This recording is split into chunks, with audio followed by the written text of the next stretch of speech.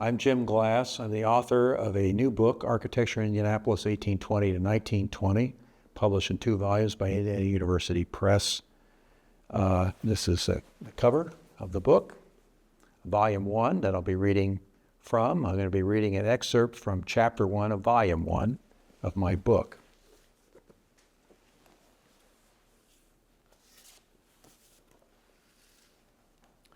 Chapter 1, Building in a Frontier Capital, 1820 to 1836.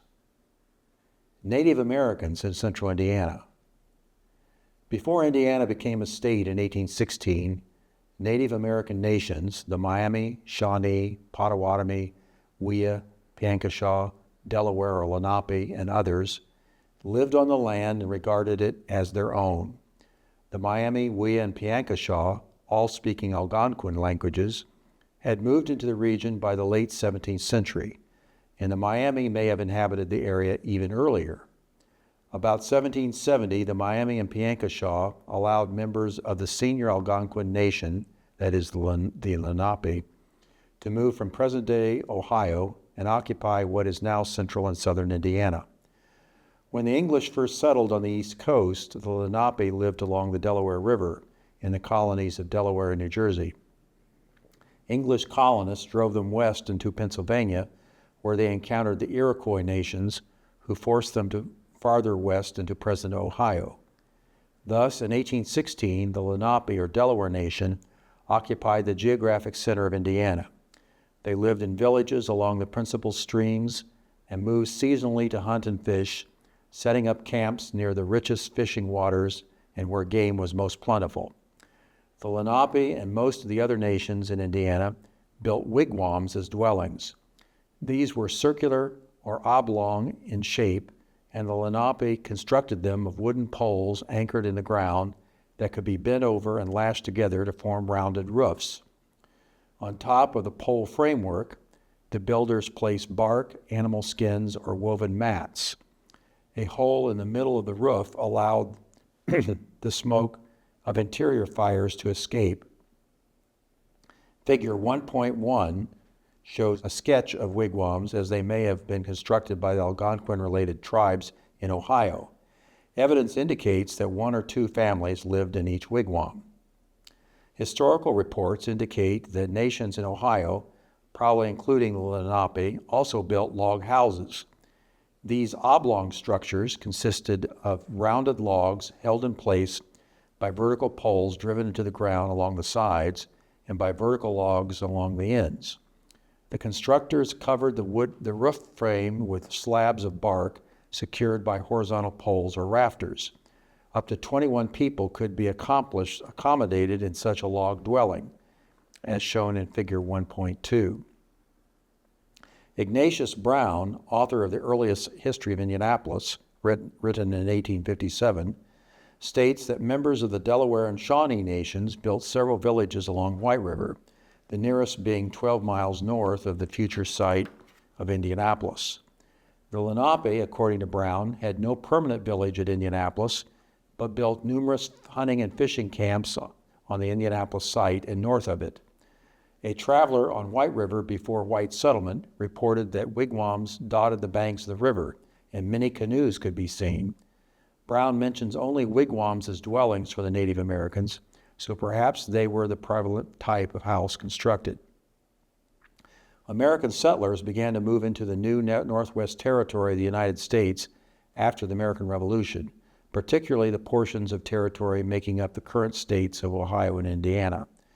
The Battle of Fallen Timbers, fought in 1794 between American troops and a confederation of native tribes led by the Miami, resulted in a major defeat for the Native Americans in the region. Between 1794 and 1815, representatives of the United States government and local agents induced the Miami and many other nations to sign treaties giving up much of what is now southern and eastern Indiana. Through the Treaty of St. Mary's of 1818, Lenape chiefs ceded all of their territory in Indiana to the national government in exchange for a promise of, quote, a country to reside in on the west side of the Mississippi, unquote, and minor cash annuities. The Lenape Nation under the treaty was to retain possession of its lands until 1821, and then most of its members were expected to leave the state. Some Lenape natives could still be seen near the town of Indianapolis into the 1830s, but the national and state governments exerted relentless pressure for the Native Americans to be removed to lands west of the Mississippi, and almost all had departed by the end of the 1840s. The new state capital. In 1816, a vast forest of hardwood trees covered nearly all of the southern two-thirds of Indiana. The white population of the new state was concentrated along the Ohio River to the south. The first state capital was Corydon in Harrison County. The Indiana General Assembly was confident that an abundance of new settlers would immigrate and over time occupy lands throughout the state.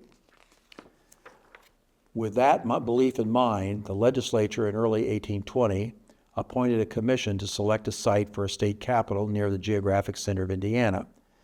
Congress donated 4 sections of land for the capital for the new tract of federal lands acquired under the Treaty of St. Mary's. In June 1820, the commissioners recommended the intersection of Fall Creek with White River as the location. The following January, the General Assembly accepted the recommended site and appointed another commission to plan the capital and sell lots. The legislature named this town to be Indianapolis. Only one commissioner, Christopher Harrison, appeared at the capital site, and he acted on his own to carry out the mandate of the Assembly. He appointed 2 surveyors, Alexander Ralston and Elias Pym Fordham, and the sole commissioner and surveyors proceeded to devise a plat or plan for the state capital. Harrison grew up in Baltimore and may have been familiar with Pierre L'Enfant's plan for the national capital, Washington. Ralston was a seasoned surveyor and engineer. He had served under the commissioners who laid out Washington and the District of Columbia. Fordham also had experience as an engineer, having laid out Albion, a new town in southern Illinois. Very likely, Ralston was the primary author of the mile square plan for Indianapolis. The plan owed much to elements of the L'Enfant plan. A circle was employed, and diagonal avenues were run across a gridiron of rectilinear streets, as shown in Figure 1.3. After considering the 4 sections of land donated by the federal government, called the donation, Harrison and the surveyors located the mile square plan to the east of the White River banks, probably to avoid flooding and the possibility of malaria. The center of the plan, a circular street, they placed on a high point in the relatively level topography. They moved most of the plat north of a meandering stream, Pogue's Run, also prone to flooding. Ralston ran 4 diagonal avenues from the corners of the plan inward to a half block from the circle. The rest of the plan consisted of blocks bounded by north-south and east-west streets. Unlike L'Enfant with the Washington plan, Ralston did not locate the sites of public buildings at the end of the diagonals or run diagonals through public squares. He did designate certain sites for public edifices. At the center of the mile square, on the most prominent location, Ralston called for a governor's house to be erected. A block and a half east of the circle, he designated a square for a county courthouse. An equal distance west of the circle, he reserved a square for a state house. To the north of the courthouse square, Ralston set aside a half block for an eastern market, and 4.5 blocks west of the circle, he reserved a half block for a western market. He gave Washington Street, 1 block south of the circle, a width of 120 feet, more than any other street, to designate it as the principal street in the fledgling community. He may have intended the extra width to accommodate the National Road, the great east-west highway being constructed by the federal government.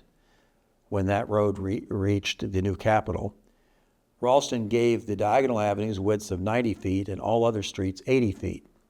Borrowing from the example of Washington, the mile square plan drew from states in the Union plus the Michigan Territory for the names of most streets.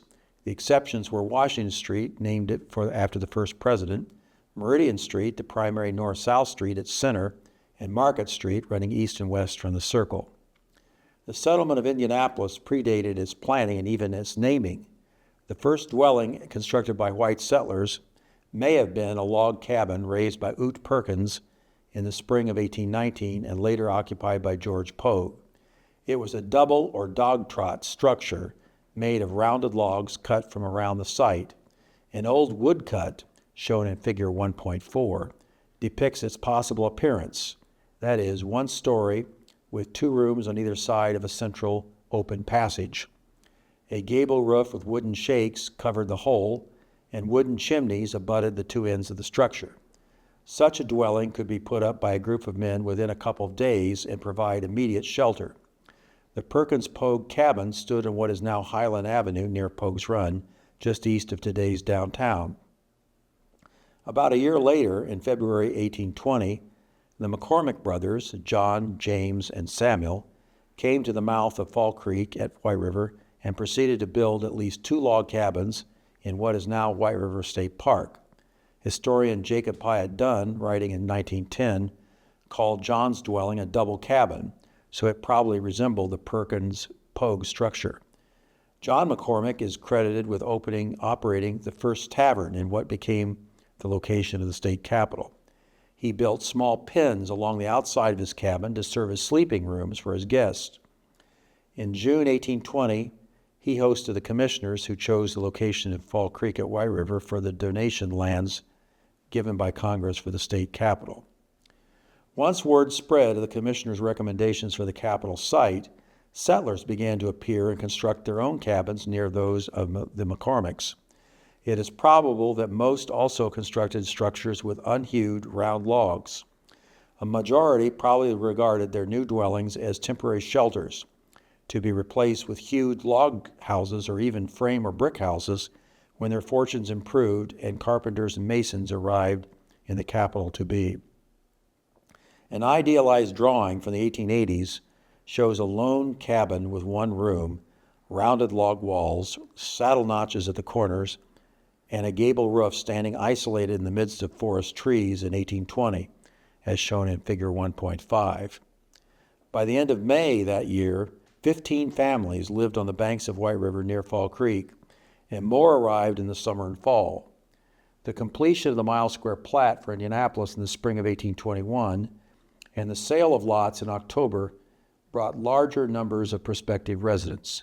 General John Carr, the state agent for selling lots, found that the highest prices for lots were brought by locations on the State House Square, Courthouse Square, or Washington Street, which was thought likely to become the main thoroughfare.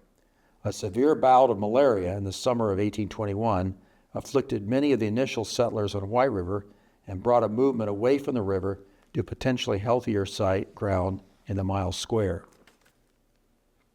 Among the newcomers who arrived in the late fall and winter of 1820 were James B. Hall, a carpenter, and Matthias Nolan, a brickmaker and mason. Both anticipated a demand for more finished houses than cabins in the new state capitol. Carpenters also had the skills and tools to build hewed log houses, which could be constructed with shaped timbers and snug joints, providing a draft-free interior. Some of the new immigrants stayed in temporary round-logged cabins on the Platte, expecting to build hewed log dwellings outside the mile square in the near future. Although nearly all residents lived in round-logged cabins when they first arrived in Indianapolis, the first finished houses began to appear almost as soon as the lot sales were completed. In the fall of 1821, James Blake constructed the first wooden frame and plastered house on the south side of Washington Street, east of Tennessee Street, which is now Capitol Avenue. A few months later, Thomas Carter built the first two-story frame structure, a tavern with a ceiling of either boards or plaster. To construct frame dwellings, sawmills in which dimension lumber could be cut were necessary, and James Linton met the demand in September and October 1821, erecting the first sawmill on Fall Creek. Linton proceeded to build the first two-story frame house on Washington Street west of Meridian.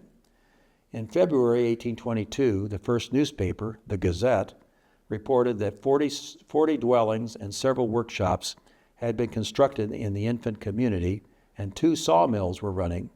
In addition, the population now numbered 13 carpenters, 4 bricklayers, and 8 blacksmiths.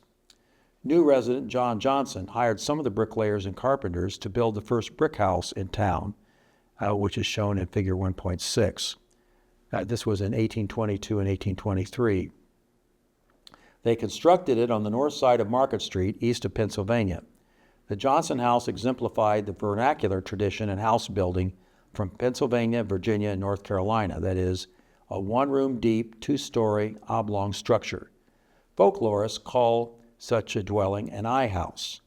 Also vernacular was the provision of two front doors at the center of the facade. Drawing from the Georgian and federal architectural traditions, flat brick arches appeared over the windows. The Indiana General Assembly was mindful of the need to move the seat of state government from Corydon to Indianapolis as soon as adequate quarters for the legislature and other state offices could be provided. The legislature appropriated $8,000 in early 1822 for the construction of a courthouse to serve the newly created Marion County. In May 1822, the county commissioners advertised to obtain architectural plans for a two-story brick courthouse. Builders John E. Baker and James Paxton submitted the plans selected by the commissioners and obtained the contract to construct the edifice. Construction began in the summer of 1823, and the contractors completed it in the fall of 1824. The finished building, shown in Figure 1.7, was substantial and had some architectural pretensions.